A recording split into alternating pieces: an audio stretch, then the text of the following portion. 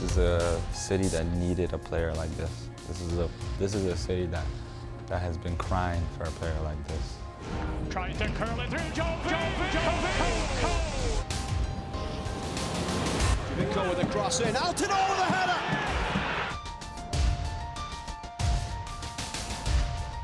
Into the middle for Morrow!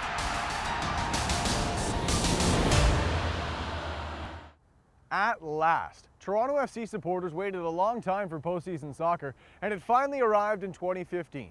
And although their stay in the playoffs was relatively short, Sebastian Giovinco had a marvelous first season in MLS, winning the MVP. For more on the Red season, here's Scott Billey. Coming into the 2015 MLS season, the expectations were at an all-time high for Toronto FC. First, general manager Tim Bezbatchenko signed Jozy Altidore from Sunderland. Then he made the biggest acquisition in the team's history. I'm honored and privileged to introduce you to Sebastian Giovinco. On January 19th, Giovinco left Juventus of Serie A to sign with TFC. And with that, the team had its sights set on something they've never done before: reach the MLS playoffs. The team started the season on a franchise-high 7-game road trip while BMO Field underwent renovations. The Reds would go 3-4 on the road trip. Toronto hit their stride late in the season, stringing together 6 straight wins. And with the playoffs within reach, Giovinco did this against the New York Red Bulls. Giovinco. Still Giovinco. Oh, Giovinco. Oh, my word. That is absolutely exceptional. What can you say about Sebastian Giovinco? Unfortunately for Giovinco and Toronto, the team's first playoff appearance came to a sudden halt, losing to rival Montreal Impact in the first round of the playoffs. Altidore's season ended with an all-star selection, and Giovinco's was arguably the best in MLS history. He captured the Golden Boot and was the first player to net 20 goals and 10 assists in a single season. He also took home the Newcomer of the Year award and tops it off with an MVP trophy, the first in TFC history. From Toronto, I'm Scott Billey. Even with a playoff appearance and Sebastian Giovinco winning MLS MVP, there's always the opportunity to be better. Here's Simon Wells in the CSM Soccer panel giving you the lowdown on what to expect from Toronto FC in 2016. Thank you so much, Lance. Simon Wells alongside Ross Coughlin and Michael Blundell. Historic season to say the least for Toronto FC, but the real work starts now with the off-season. What's their number one priority? Well, Simon, I think it all starts between the sticks. The releasing of Joe Bendick and Chris Konopka was a big decision by the club, but there are plenty of options out there for them. Sean Johnson from the Chicago Fire, definitely an option. Also, if you want to go the Julio Cesar route, Iker Casillas from FC Porto has indicated he's interested in the MLS, but it really all starts with the back four. Yeah, it was a bit of a shaky back four last year, conceding 58 goals in 34 games, and that's just not good enough. The attack is set with MLS MVP Sebastian Giovinco and Jozy Altidore, so now the focus is going to be on that defensive unit. They re-signed Justin Morrow, their left back, who was their most consistent player, so I think key acquisitions this offseason will be in defense. Small change can make the biggest of differences. You got to remember this TFC squad only conceded 5 more goals than even second-seeded Columbus Crew. But honestly, Ross, what's going to take this team to the next level? I think Greg Vanney will take this team to the next level. The decision to bring him back is a good one. It's been a bit of a coaching carousel here at TFC, and this coach knows this team very well, has had success this year, and hopefully they can build some more chemistry. Speaking of chemistry, they have a lot of good young players who did some really positive things throughout the season, including Jonathan Osorio. The 23-year-old Canadian had 27 starts for the Reds, did a really good job linking up with Bradley, giving Bradley more opportunities to drop back, help shield that back four. We need to see that improvement moving into next season. Plenty of positives to draw from this TFC season, an MVP, a playoff spot, but just like the stadium behind us, always room for improvement. BMO Field and football. Well, for the longest time, it's only ever been associated with the European game.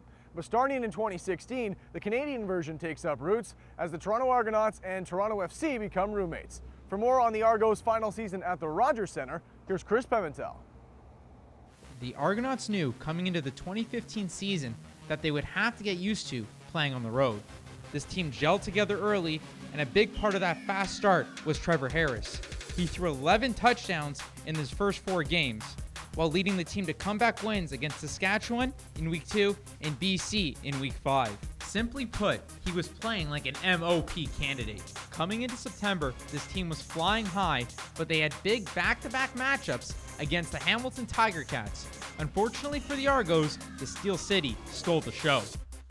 They couldn't play at home because of the playoff success of the Toronto Blue Jays, so they needed to win a home game in Ottawa against the Red Blacks to push them into the playoffs. That's where a big-time player made a big-time play in a big-time game. He's looking there. He's going there. Oh, what a catch! Oh, my goodness! Chad Owens! Unbelievable catch! The Argos would win their final game at the Rogers Centre against the Winnipeg Blue Bombers to set up another matchup in the playoffs against the Hamilton Tiger Cats. Unfortunately, the result was all too familiar. For the win! Justin Medlock! Money! And the Hamilton Tiger Cats are headed to the nation's capital! The Argos were facing an uphill battle all season long, playing a majority of their games on the road. However, with the new ownership group and a new field, the future's bright for this legendary franchise. From Toronto, I'm Chris Pimentel. BMO Field. It opened in 2007 as a soccer-only stadium, and in 2016, it will be the new home to North America's oldest sports franchise, the Toronto Argonauts. It's been 28 years, but football is returning to the X. Breaking down what it means to the Argos are Matt Cullen and the football panel. Thanks, Lance. I'm Matt Cullen, pleased to be joined by Jamie Lee McIsaac and Scott Bellofiore in front of the new home of the Toronto Argonauts, BMO Field, currently under construction to make football possible in the stadium for the 2016 season. Jamie, the move from the Rogers Centre to BMO Field, how does it affect this franchise?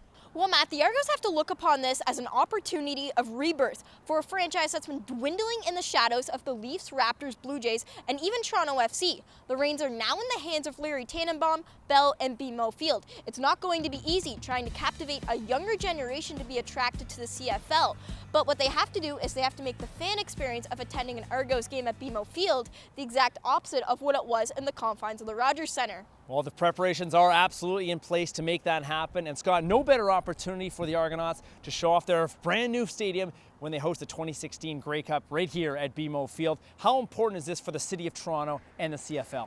Well, this is a huge opportunity for Jeffrey Orridge and the Canadian Football League. Toronto is the #1 media market and commercial market, and as well with the move to BMO Field, more opportunity for sponsors and advertisers to get in the stadium, so huge win for the Canadian Football League. And the Argos have just a little bit of extra motivation this year, of course, with the Grey Cup being played at their home field. How can they build off the success from last season? Well, they got to get Ricky Ray back on the football field, 37-year-old in his 14th season coming up, only 2 years left on his contract. And quarterback Trevor Harris, it'd be nice to lock him up. He played all but 3 games last season for the Argos. Well, the last Grey Cup to be played at Exhibition was the 1982 game, famously dubbed as the Rain Bowl. Now, as fun as that sounds, the CFL is probably hoping for a day a little bit more like today. Cloudy, cool, but clear. James Hinchcliffe is fortunate to be alive. After a crash during a practice run for the Indy 500 almost took his life. And while some wouldn't have been surprised if he never raced again, Hinchcliffe had other plans. For more on his incredible recovery, here's Khalil Hassan Ali. James Hinchcliffe has always been an advocate of safety. The shell of the helmet is a carbon material that's incredibly strong and also is very resistant to abrasion in case we ever flip over and there's some sort of grinding against concrete, which is never something you want, but something you got to prepare for. Little did the 29-year-old Oakville native know just how valuable his helmet would be. On May 18th of this year, Hinchcliffe rounded turn 3 at the Indianapolis Speedway at over 360 kilometers an hour when his front suspension broke and his car slammed full speed into the wall, breaking his pelvis and severing an artery. The force of the crash was measured at an incredible 125 Gs, the largest impact in IndyCar history. The 4-time winner was rushed to hospital, where in total he required more than 23 pints of fluid. Hinchcliffe began training within 5 months with an understanding of why car racing was worth the inherent risks. When you reach a certain level of passion for something, whether it's football or motor racing or your family, your kids, you know, like what would you do for your kids? You would do anything. People love the sport to that degree. Like, it's kind of sick. I think we're all wired a bit wrong. The self-proclaimed mayor of Hinchtown says the moment you start second-guessing yourself is the day you should retire. The 2016 Indy Circuit begins in March, where he will vie for his 5th career title. From Toronto, I'm Khalil Hassan Ali.